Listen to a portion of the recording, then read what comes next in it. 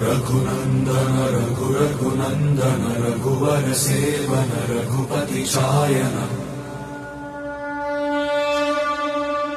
शतयोजन शतशतयोजन शरधि नियोजन शरपरिलङ्घन